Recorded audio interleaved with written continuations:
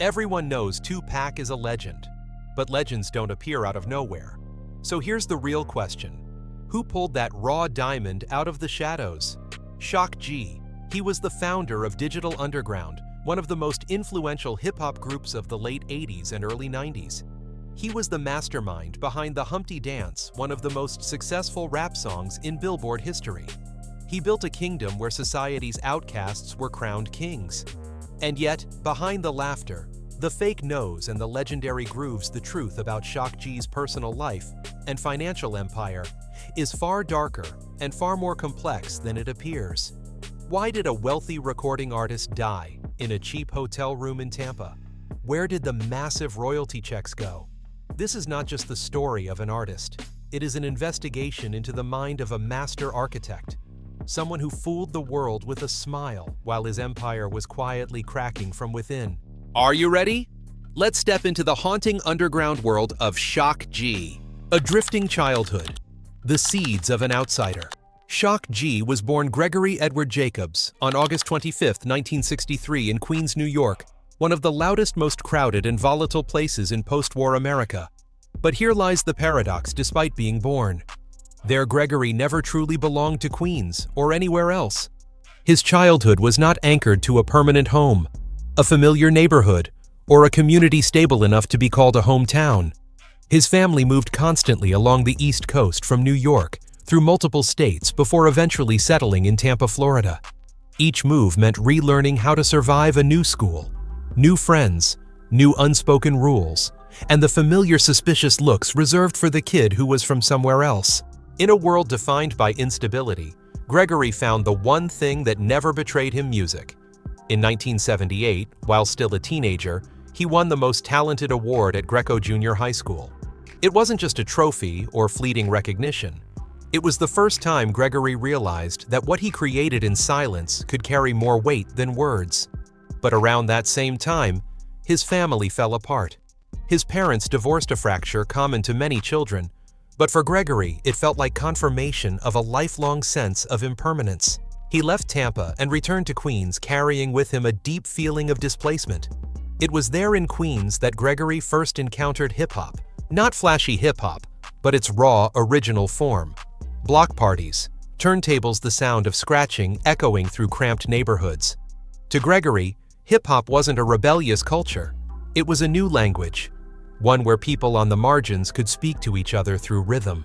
He began experimenting with turntables, learning how to cut loop and splice sound. There were no textbooks, no formal teachers, just endless hours alone, trial and error, failure and correction over and over again. Gregory didn't learn hip-hop to become a rapper. At this point, music was no longer a hobby. It became a refuge. Few people know this. The name Shock G was born from a fateful misunderstanding. During this period of self-teaching and experimentation, Gregory met Renee Negron, DJ Stretch, and Sean Trone, MC Shaw T, friends, mentors, and the first people to recognize his unusual creative potential. Sean Trone suggested Gregory adopt the stage name Shaw G, a name that sounded street-ready and fit the hip-hop landscape of the time. But Gregory misheard it. In a completely ordinary, almost forgettable moment, Shaw G became Shock G. No one corrected him, and Gregory never asked again. Shock G's childhood didn't end with a clear turning point. No spotlight, no dramatic tragedy. Just a child growing up in constant motion, finding his only sense of stability in sound, and accidentally carrying a name that would quietly foreshadow his entire destiny. The youngest DJ in Central Florida. While many teenagers his age were still struggling to find their place in school, Gregory Jacobs had already found his stage out on the streets. After returning to Tampa, Gregory and a few friends formed a mobile DJ crew called Master Blasters. Every Sunday, Master Blasters showed up at Riverfront Park, a public space where music floated through families having picnics, groups of local teens hanging out, and even people just passing by. It was there that Gregory caught the attention of Tony Stone, the program director of a local R&B radio station. Stone didn't see a loud, reckless kid. He saw a DJ who understood music structurally, someone who knew how to guide a crowd with his ears, not his mouth. The result was almost unthinkable. At the time, Gregory, just 16 years old, became an official radio DJ, with his own regular time slot, the youngest DJ in all of Central Florida. For Gregory, it wasn't just a job. It was the first time he stepped into an institutional system, where music was no longer just freedom, but also rules, time limits, and discipline. And it was here that the true nature of Shock G first collided with the real world. Fired for loving music. Too much one fateful broadcast. During a time slot that only allowed songs no longer than 5 minutes, Gregory made a choice. He played the 15-minute version of Not Just Knee Deep by Funkadelic. Not as an act of rebellion, not to challenge his bosses, but because Gregory genuinely believed that music shouldn't be cut short just to fit a schedule. The system disagreed. Gregory was fired immediately afterward. At 16, many would have seen that as their first real failure. But to Gregory, it was an early and brutally clear lesson. If he wanted to play by the rules, he would have to betray his music. This was the first clear sign of something that would follow Shock G for the rest of his life. He was never meant to fit neatly into any mold. The wandering years, self-teaching as rebirth.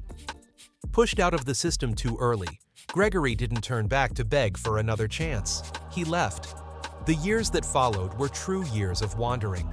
Gregory hitchhiked across the United States, surviving on odd jobs and at times committing minor offenses purely out of survival instinct as someone with no fixed place in the world.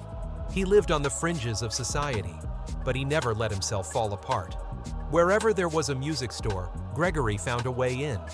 He asked for small jobs, asked to use rehearsal rooms, asked for the chance to touch an instrument. No one formally taught him.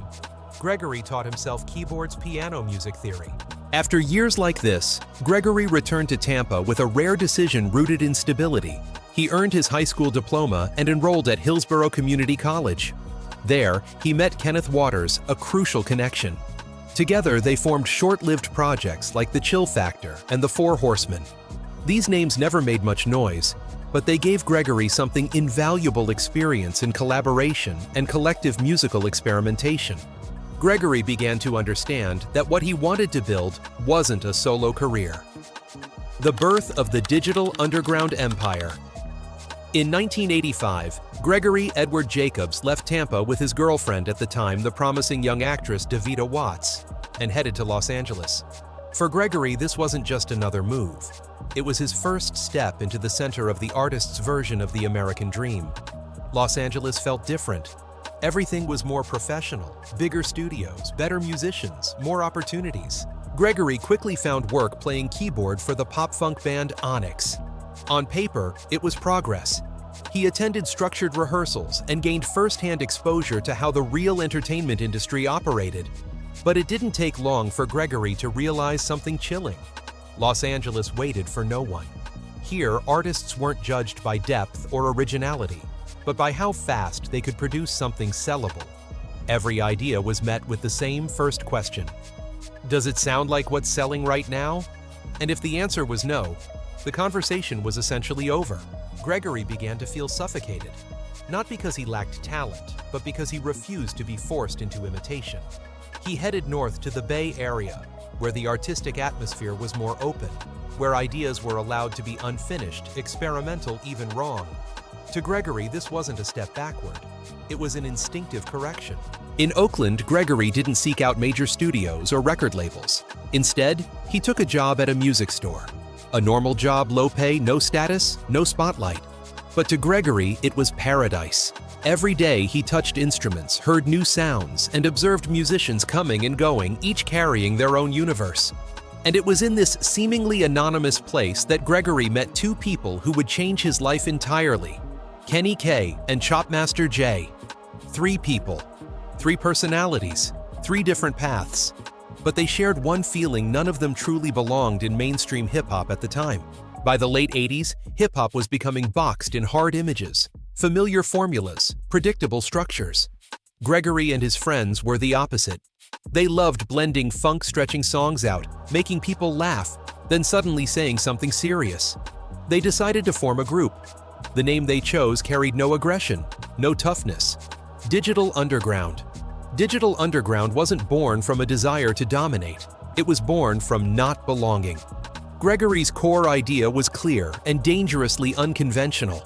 For its time, hip-hop could be funny, Intelligent Strange and still have depth.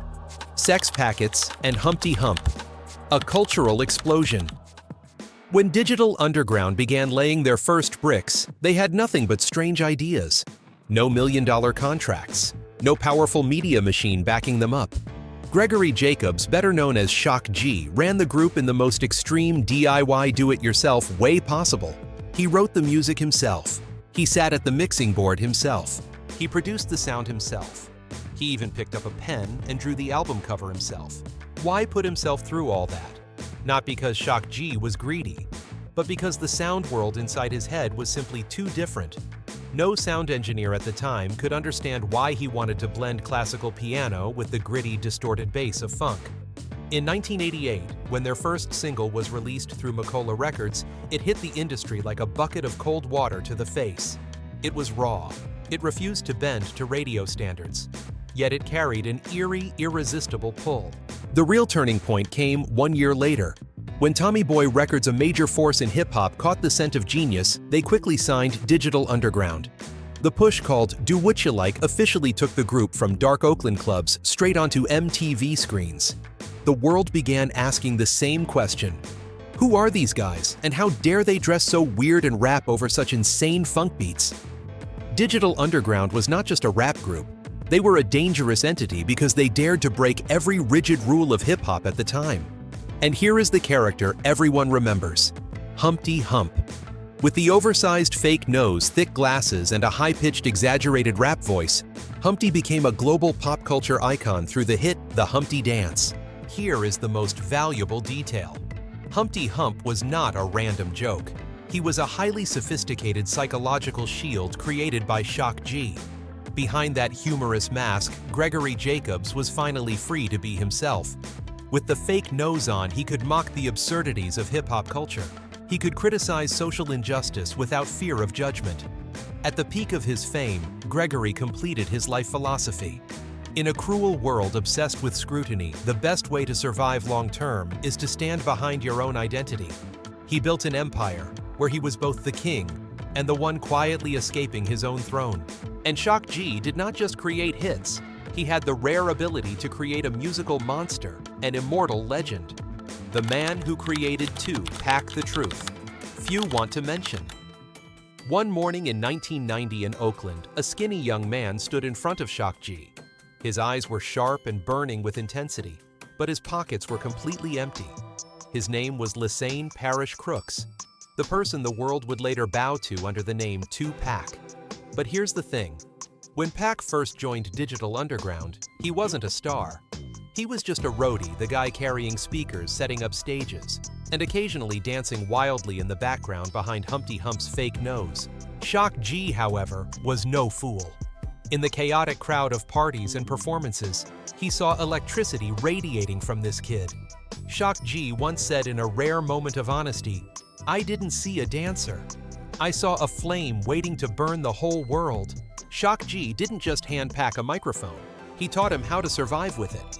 During countless sleepless nights in the studio, Shock G worked like a sculptor carving away at a raw diamond covered in sharp edges.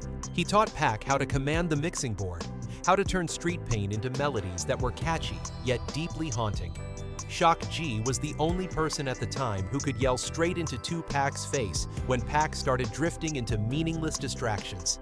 He wanted to build an artist, not a small-time thug. But Shock G's protection went far beyond music. Oakland in the early 90s was a pressure cooker of violence, and Shock G was the one standing in the wind for Pac. Shock G used his reputation and money to bail Pac out of his earliest legal troubles.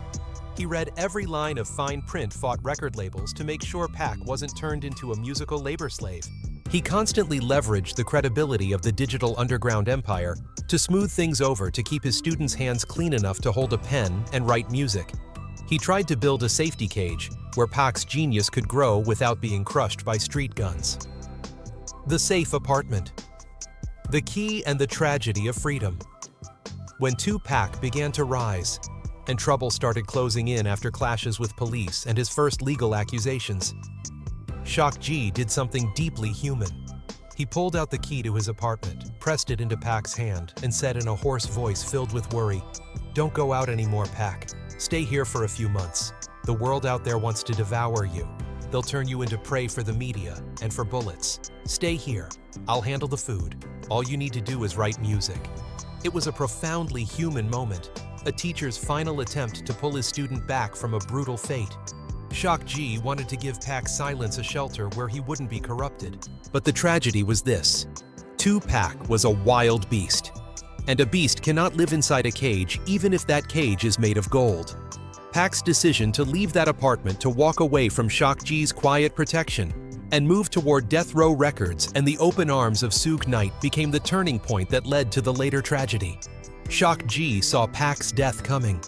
He tried to hold his king back, but Pac's heart was too big and the world outside was too cruel.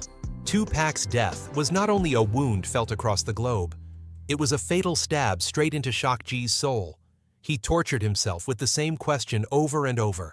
If I had held him just a little tighter, if I had given him something other than that key, would Pac still be alive?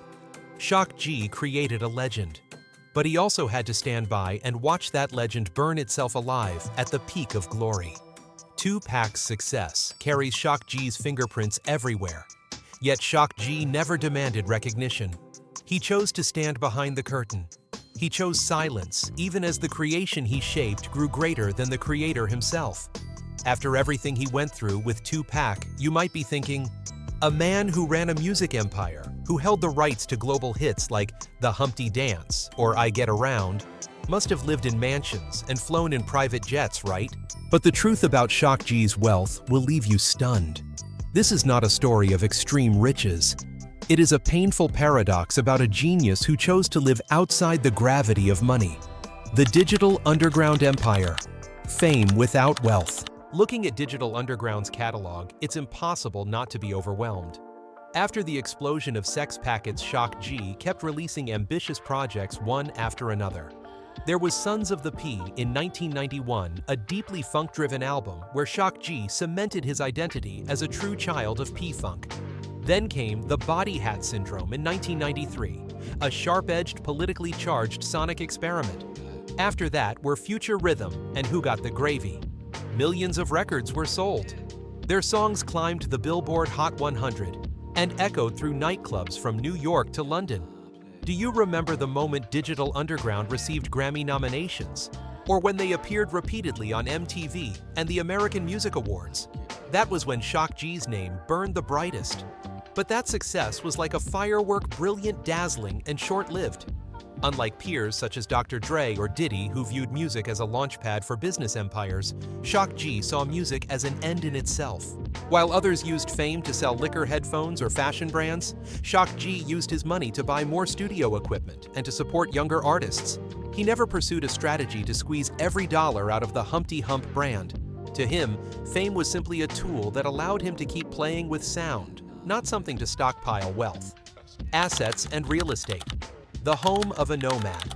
If you go looking for lavish mansions in the Hollywood Hills or supercar collections under the name Gregory Jacobs, you will come up empty-handed. Shock G lived a life that was almost invisible to luxury. According to Celebrity Net Worth, his total assets amounted to just $500,000. He never bought a mansion. He never owned massive real estate holdings. Instead, he lived in rented apartments or mobile studio spaces. At one point, people saw him living modestly in an apartment in Oakland. Later, he was staying in hotels in Tampa. Why would someone who generated millions of dollars for record labels not possess a matching fortune? Shock G was the kind of person who paid everyone's bills, who handed his apartment key to Tupac, who financially supported unknown artists. He believed had talent. To him, money was a flow, not something meant to be held. In order to make unconventional music without bending to record label executives, Shock G often had to fund projects out of his own pocket. He chose artistic control over control of his bank balance. Shock G always felt like he belonged nowhere. Owning a permanent estate may have felt like a psychological burden to a soul that thrived on movement and solitude. There is one truth that everyone in Digital Underground agrees on. You could take everything away from Shock G, but if you took away his keyboard, he would die. And that leads us to a side of this man that is romantic, strange, and deeply heartbreaking. Private life. No dates. Without a piano, can you believe this? While rappers of his era were constantly surrounded by glamorous women in convertible cars, Shock G's idea of a perfect night was entirely different. There is a well-known story among Bay Area artists that Shock G almost never agreed to go on a date or attend a gathering unless there was a piano present. To him, music was not a job. It was his only language. A longtime friend once recalled nights when Shock G brought a woman home. But instead of romance, he sat glued to the piano playing improvised jazz for 5 straight hours. He communicated with women, with friends, and with the world through black and white keys. If you couldn't sit still and listen to him play, you had no place in his life. The piano was his most faithful lover, the only one capable of understanding the chaotic emotional waves of this genius. He was always the last person left at the extravagant hip-hop parties of the 1990s. Alcohol flowed, smoke filled the air, laughter echoed everywhere. But when the clock struck 3 or 4 in the morning, when everyone was drunk and gone when the lights went out, people would still see a thin figure sitting at a piano in the dark corner of the venue. He was always the last to stay. Not to finish another drink, but to search for a melody in the silence after the crowd had disappeared. One of the saddest things about Shock G's life is his family story. Throughout that brilliant lifetime, there was no publicly known wife, no children running around his feet. Many have asked, why would someone so gifted and emotionally rich choose to remain single? The answer may be simple. Shock G gave his entire capacity for love to music. There was no room left for ordinary family responsibilities. To him, every mix was a child. Every album was a marriage, passionate, consuming, and painful. The death. The cold ending of a genius.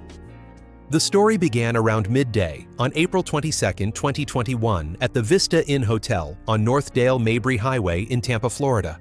This was not a luxury resort, but a modest mid-range hotel where Shock G had been staying for some time.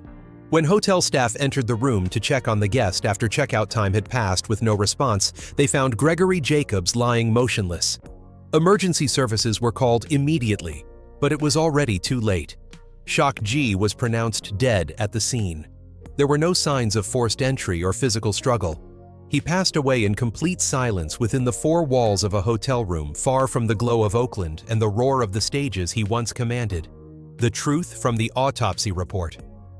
After 2 months of waiting in June 2021, the Hillsborough County Medical Examiner's Office released the official autopsy results. The numbers and chemical listings that followed were undeniable facts.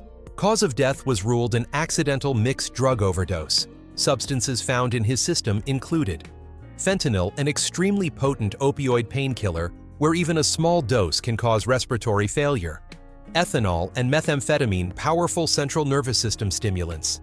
The combination of a powerful depressant like fentanyl with a strong stimulant such as methamphetamine along with alcohol created a perfect storm that shut down both his heart and respiratory system. This was a brutal accident, the consequence of substance use meant to cope with long-standing physical and psychological struggles. The final days and the weight of reality. To understand what happened, we need to look at Shock G's condition leading up to his death. Close friends such as Money B later shared that Shock G was not a stereotypical addict. He was an overworked, intensely driven perfectionist artist who lived under constant pressure.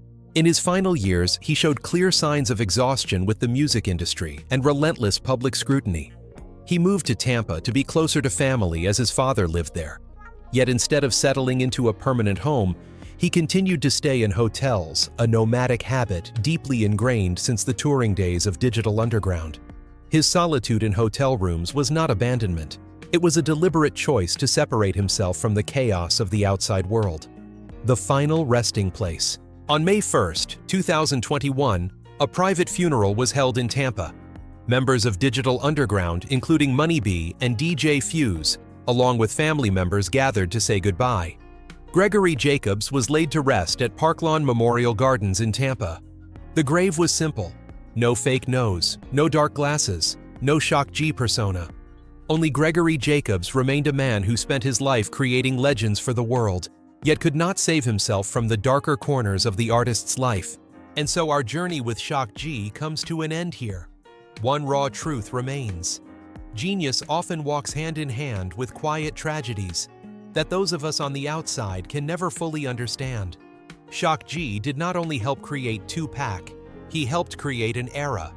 And his death stands as a cold reminder of the hidden cost of fame, legacy, and influence. Shock G is often described as the chief architect of the West Coast sound.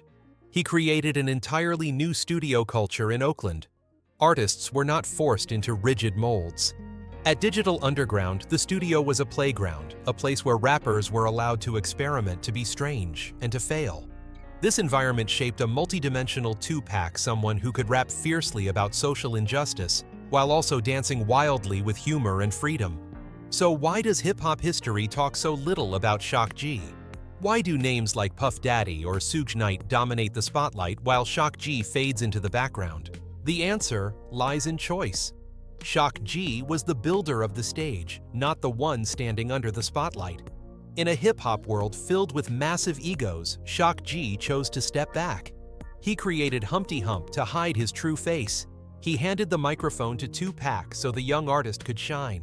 While others focused on building kingpin images to accumulate power, Shock G was busy fine-tuning a single note in the studio.